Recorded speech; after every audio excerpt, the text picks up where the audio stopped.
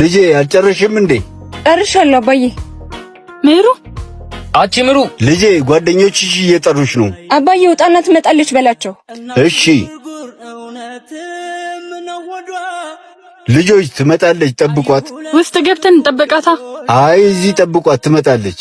ምን አገባ አንተ? በጓደኛችን ቤት ዘበኛ እናስፈቅድ እንዴ? ምን አልክ ልጄ? እንዴት ነው የሀብታም ቤት መጠበቅ ያዋጣል? ዘብ መሆን ጠባቂ መሆን ልጄ ያዋጣል። እሺ መጣሽ? ዘበኛችሁ በጣም ተጫዋች ነው። በሉ እንሂድ።